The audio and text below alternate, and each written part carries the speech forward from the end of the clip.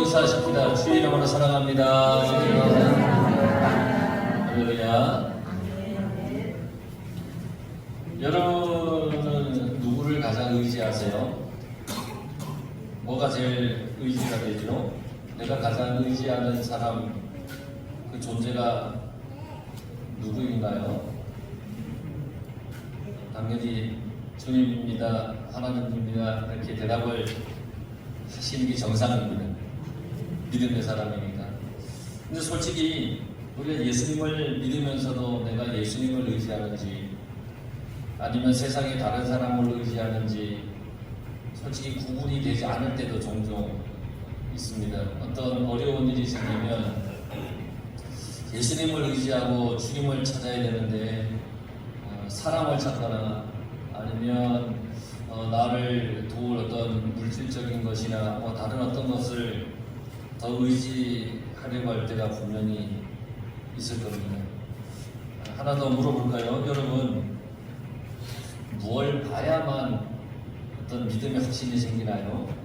우리가 믿음 생활 하는데 성경의 말씀을 우리가 보면서 주님이 일으키신 기적이나 여러 가지 이적들을 우리가 보는데, 그러면 오늘 내가 살아갈 때, 믿음 생활할 때 내가 뭘 봐야 믿음이 생기는가?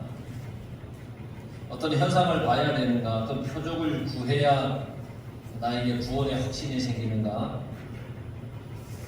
스스로 한번 물어보세요. 표적이라고 하는 게 뭐냐면 겉으로 드러나는 모습입니다. 그러니까 내 눈으로 보이는 겉으로 드러나는 어떤 자취, 표적을 봐야만, 겉으로 드러나는 뭔가를 봐야만 믿음이 생기고 구원의 확신이 생기는가? 스스로 한번 물어봐야 됩니다.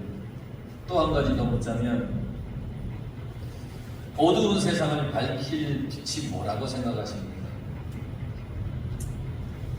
여러분, 이 세 가지 질문을 합쳐서 이렇게 생각을 해보면 그 대답은 우리에게 확실해요. 뭐냐? 내가 의지하고 믿을 수 있는 그 존재가 세상을 밝히는 분이십니다. 이런 고백이 우리 가운데 있어야 된다는 겁니다. 그분이 바로 예수 그리스도이십니다. 오늘 성경에서 예수님은 이 세대가 악하다라고 그랬습니다. 이 세대가 악하다. 악한 세대의 사람들의 특징이 뭐냐? 표적을 구한다. 그렇게 말씀하고 있습니다. 이 말씀은 16절에 표적을 구한 사람들을 향하여 하신 말씀입니다.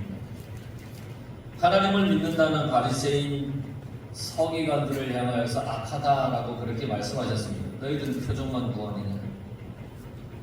그들이 하나님께서 보내신 표적인 그리스도를 보지 못한 채 다른 표적을 구하는 것을 보시고는 악하다라고 말씀하셨다는 겁니다.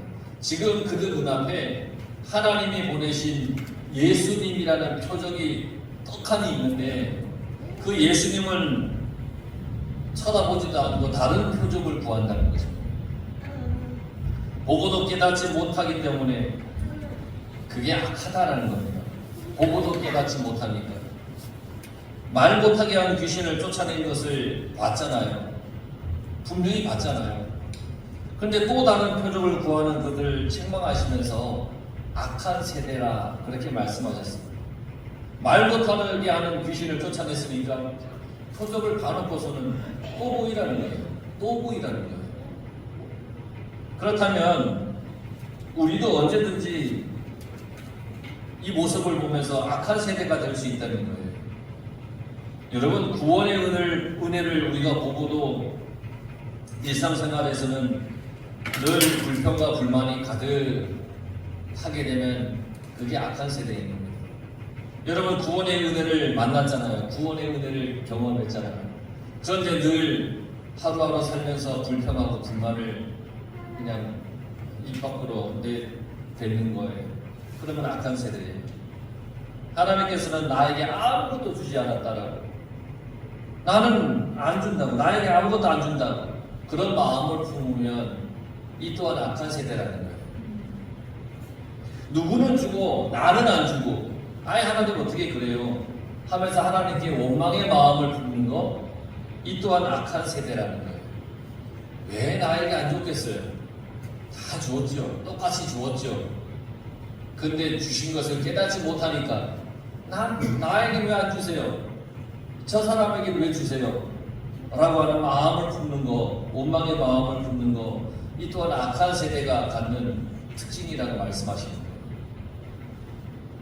예수님께서 악한 세대라고 말씀하시는 것은 이 오늘날에도 해당이 됩니다. 내가 예수님의 은혜를 잊고 살면 그 또한 악한 세대입니다. 이러한 악한 세대는 하나님이 없다라고 말을 합니다. 늘 혼자라고 얘기를 합니다. 세상에서 나 혼자야. 나를 돕는 자는 하나도 없어. 이렇게 얘기를 합니다. 그리고 자기 욕심을 채울 그 무언가를 위해 하나님께 기도할 뿐이에요. 악한 세대의 마음을 가진 사람은 그러한 사람이라는 거예요.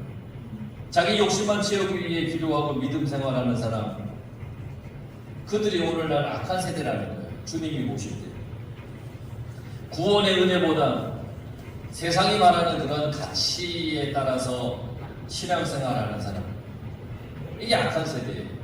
여러분, 구원의 은혜를 바라보며 신앙생활 하시기 바랍니다. 구원의 은혜를 뒤로한 채 세상이 말하는 그 가치를 따라서 신앙생활하면 안 된다는 거예요. 이런 사람을 향하여 예수님께서는 표적을 구하는 사람이라 그랬습니다. 그러면서 주님께서 보여주신 표적은 요나의 표적밖에 없다라고 오늘 말씀하고 계세요. 그 이유에 대해서도 말씀해 주고 계세요. 왜 요나의 표적만을 보여주신다고 하시는지 우리가 깊이 생각하면서 여러분들은 오직 예수님만으로 감사하고 기뻐하는 성도가 될 수 있길 바랍니다. 인생의 참된 가치는 오직 예수님 안에 있다라는 것을 다시 한번 깨닫는 그런 귀한 시간이 되길 간절히 바랍니다. 요나의 표적이 뭘까요? 요나의 표적을 무엇을 보고 요나의 표적이라고 말씀하셨을까요? 요나가 니느웨 사람들에게 표적이 되었다는 얘기입니다. 요나는 니느웨 사람들의 운명을 결정짓는 표적이었습니다. 뭔 얘기냐? 그들은, 이 니느웨 사람들은 요나가 선포하는 심판의 메시지를 듣고 회개해서 심판을 면한 사람들이 니느웨 사람들입니다. 니느웨를 향한 요나의 이 표적처럼 예수님께서는 세대의 운명을 결정짓는 표적이 될 것이라 말씀하셨습니다. 요나를 보고 그의 선포를 듣고 회개해서 심판을 면했듯이 예수님에 대한 반응이 구원을 얻느냐 얻지 못하느냐가 결정될 거라는 겁니다. 요나가 니느웨 성을 돌아다녔습니다. 3일을 돌아야 될 큰 성인데 딸랑 하루만 돌았습니다. 그리고는 곧 이 성이 멸망할 것이다. 하나님의 말씀을 전했습니다. 그런데 신기하게 니느웨 백성들이 요나의 그 이야기를 듣고 그 즉시로 왕을 비롯해서 모든 백성과 가축까지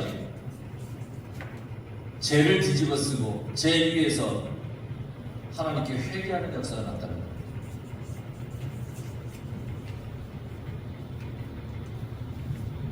요나의 그 한마디를 듣고 회개의 역사가 일어났다는 겁니다. 그들은 하나님을 선택한 겁니다. 하나님의 말씀을 붙들은 겁니다. 그렇다면 오늘날 예수님께 대한 우리의 반응도 너무너무 중요하겠죠. 예수님께서 우리에게 하신 말씀을 듣고 회개하여 하나님 앞에 온전히 무릎 꿇고 살아간다면 우리는 구원에 이르는 삶을 살아갈 수 있습니다. 그런데 예수님의 말씀을 뒤로 한 채, 등한시한 채 가벼이 여기고 없이 여기면 구원을 얻지 못한다는 얘기입니다. 요나에 대한 이야기는 잠시 후에 다루기로 하고요. 예수님께서는 이 세대뿐 아니라 모든 역사의 표적이 되시는 분이십니다. 예수님께서 가장 크시다는 것을 솔로몬과 이 요나를 빗대어서 오늘 말씀하고 계시는데, 여러분 솔로몬 왕이 어떤 왕인지 아시죠? 지혜의 왕. 솔로몬 시대에 저기 남방 여왕이 솔로몬에게 와서 지혜를 구했습니다. 솔로몬 왕이시여 지혜를 좀 가르쳐 주십시오. 그게 솔로몬에게 배우기 위해서 왔어요. 이 남방 여왕은 솔로몬을 만나서 그 솔로몬의 지혜를 듣고 매우 감탄했어요. 야, 이런 지혜가 있을 수 있나? 그러니까 어떤 생각이 드냐면, 그러면 솔로몬 왕 곁에서 늘 있는 저 사람들은 얼마나 행복할까? 매일매일 저 지혜의 말을 들을 수 있는 저 사람들은 얼마나 행복할까? 그러면서 부러워했습니다. 남방 여왕, 스바 여왕이 솔로몬을 만난 것은 그 시대의 열방의 모든 왕이 솔로몬을 만나고 싶어하는 열방이 대단했다라고 하는 것을 반증해주는 모습입니다. 모든 왕들이 많은 금은 보화를 들고 와서 솔로몬에게 지혜의 말을 한번 듣고 싶은 거예요. 솔로몬은 모든 분야에서 탁월한 지혜를 가지고 있었습니다. 모든 분야입니다. 이런 솔로몬을 만나기 위해서는 비용을 지불해야 됩니다. 그래야 만날 수 있습니다. 오늘날 여러분 워렌 버핏이라는 대단한 투자자가 있잖아요. 세계적인 투자가. 이 사람을 만나서 정식 한 끼를 하기 위해서 드는 비용이 얼마인지 아십니까? 제가 알기로 대략 24억인가 24억을 줘야 이 사람과 함께 점심을 먹을 수 있어요. 점심을 먹으면서 이 투자에 대한 어떤 이야기들을 좀 들을 수 있다는 거예요. 만나시겠습니까? 돈이 없어 못 만나십니까? 솔로몬 왕 시대에 수많은 왕이 그보다 더 많은 금은 보화를 들고 와서 솔로몬을 만나고 싶어 했습니다. 그의 지혜를 듣고 싶어서. 그런데 여러분, 아무리 큰 비용을 지불해서 솔로몬에게 지혜의 말을 듣는다 하더라도, 지혜의 말을 솔로몬을 만난다 하더라도 인생의 모든 문제가 해결되는 것은 아닙니다. 또한 구원의 문제가 해결되는 것도 아닙니다. 더 나아가서 솔로몬도 스스로 자기의 죄의 문제를 해결하지 못하였습니다. 온 세상의 지혜를 뽐냈던 솔로몬도 모든 인생의 문제를 해결하지 못했고 스스로 죄의 문제를 해결하지 못했습니다. 오히려 갈수록 죄에 깊이 빠져갈 뿐이었습니다. 그러면 솔로몬의 지혜를 듣는 것과 예수님의 말씀을 듣는 것을 한번 비교해 보십시오. 솔로몬의 지혜를 듣기 위해서는 비용이 듭니다. 그런데 예수님의 말씀은 그 어떤 비용도 들지 않습니다.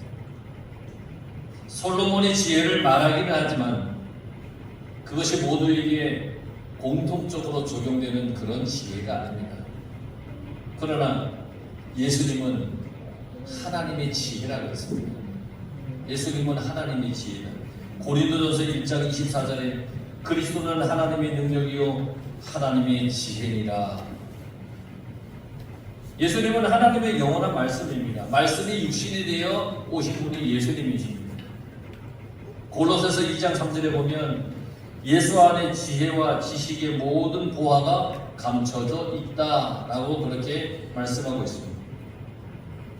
이러한 예수님의 말씀을 듣고 어떻게 반응하느냐에 따라서 사람의 운명이 결정이 되는 겁니다.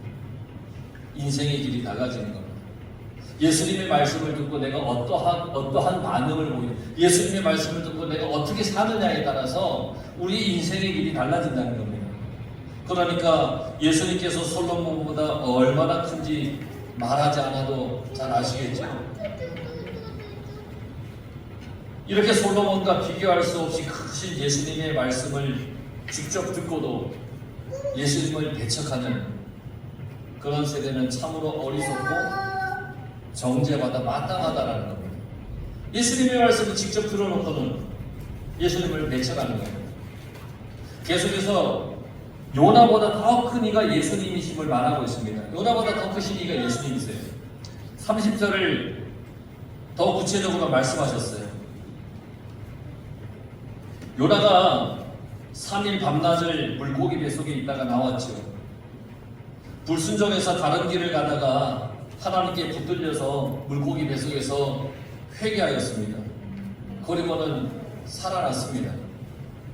그리고 그 후에 요나는 니느웨를 갔습니다. 그리고 그 성을 하루만 돌고는 다녔습니다. 40일이 지나면 이 니느웨 성이 멸망할 것입니다.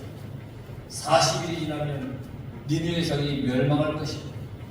당신들의 죄악으로 인하여서 이 성이 멸망할 것이다. 이걸 외치며 다니는 거예요. 그런데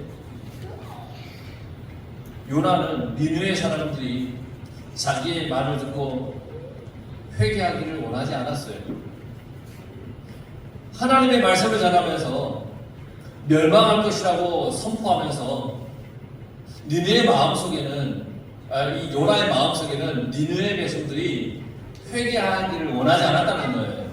무슨 얘기냐면 니느웨가 그냥 그대로 멸망하기를 바랬어요. 참 이상하잖아요. 회개하십시오 해놓고서는 망하기를 원하는 거예요. 제가 여러분들에게 여러분 회개하십시오 라고 해놓고서는 여러분들이 회개하지 않기를 바라는 그런 이상한 어떤 마음을 품고 있는 거예요. 그런데요, 요나가 그런 마음을 품은 이유가 분명히 있어요. 왜냐하면 니느웨가 요나의 그 이스라엘과의 원수지간이었기 때문에 정말 큰 원수예요. 그래서 하나님이 전하라고 선포하라고 했어요. 그래서 안 할 수가 없어요. 그래서 선포를 내놓고는 마음속으로는 저들이 그냥 그대로 멸망했으면 좋겠다 라는 마음을 품었다는 거예요. 그래서 요나의 가장 큰 불만이 뭐였느냐? 하나님께서는 은혜롭고 자비롭고 노하기를 더디하시는 분이기 때문에 이스라엘의 원수인 니느웨까지 용서하시는 그것이 매우 불만이었어요. 요나는 사랑과 동정의 마음이 전혀 없이 심판받을 것이라는 메시지만 전한 거예요. 너희들 심판받을 거야. 너희들 멸망할 거야. 너희들을 다 사라질 거야. 이런 마음을 가지고서 회개하라고 그렇게 전하했다는 거예요. 그런데 신기하게 요나의 이 말에 니느웨의 모든 백성들이 회개하는 일이 일어났다는 겁니다. 왕의 명령에 따라 온 백성 심지어 가축까지 금식하며 회개에 동참하였습니다. 예수님께서는 이 요나의 표적의 결론으로 요나보다 더 큰 이가 나다, 예수다 라고 그렇게 말씀하셨습니다. 예수님은 요나와 비교도 안 될 정도로 위대하신 분이십니다. 예수님의 이 사역은 사랑과 긍휼의 마음이 가득했습니다. 예수님은 사랑과 긍휼의 마음이 가득하여 하나님의 말씀을 선포하고 전하였습니다. 근데 요나는 사랑과 긍휼의 마음이 전혀 없습니다. 예수님은 백성에게 심판이 아니라 구원의 메시지를 전했습니다. 회개하십시오. 회개하십시오. 그래야 구원받습니다. 근데 요나는 회개하라 해놓고서는 회개하지 않았으면 하고 심판받기를 바라는 마음으로 전했다는 겁니다. 또 예수님은 하나님 나라의 가르침과 놀라운 능력으로 사람들이 하나님의 복을 누릴 수 있기를 바라는 마음으로 구원의 복음을 선포하였습니다. 여러분, 이렇게 탁월하고 놀라운 예수님의 말씀을 듣지 않는 그 세대는 정죄받을 것이라고 했습니다.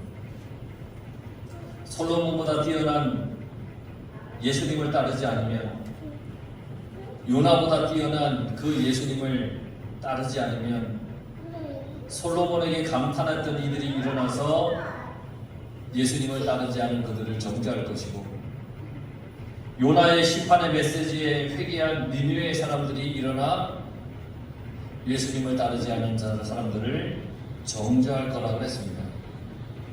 좀 더 이해하기 쉽게 말씀드리자면, 태안에서 가장 유명한 산이 무슨 산이죠? 백화산이 있죠? 백화산. 저는 처음에 저 백화산을 보고 저기 산이라고 해가지고 태안에 산이 있다 그래가지고 앞만 들여다봐도 산이 안 보이는 거예요. 그래서 저는 강원도 사람이잖아요. 보통 1000m나 돼야 산이지. 200m 조금 남짓 되는 저 산이 저 언덕이지 무슨 산이야. 근데 이 태안 사람들은 이 백화산이 대단한 산인 거예요. 학교 교과에 다 들어가요. 백화산이 대단한 산이에요. 백화산 그냥 뛰어 올라가면 30분도 안 걸리는 산. 근데 대단한 산이라고 해요. 백화산을 보고 감탄해요. 자, 백화산을 보고 감탄하는 사람이 그보다 훨씬 크고 아름다운 저 한라산을 보고 왔어요. 그래서 이야, 한라산의 백화산보다 훨씬 좋아. 이렇게 얘기를 알게 되어서 사람들에게 이야기를 했습니다. 그러면 백화산만 아는 사람들에게 그 산보다 훨씬 좋은 산을 소개를 하면 어떻게 해야 합니까? 아, 그렇구나. 야, 백화산보다 훨씬 좋은 산이 있네. 이렇게 받아들여야 되는데 그 말을 듣지 않고 아이 무슨 한라산이야. 백화산이 최고지. 이렇게만 생각한다면 그 사람은 어리석은 사람이지 않겠습니까?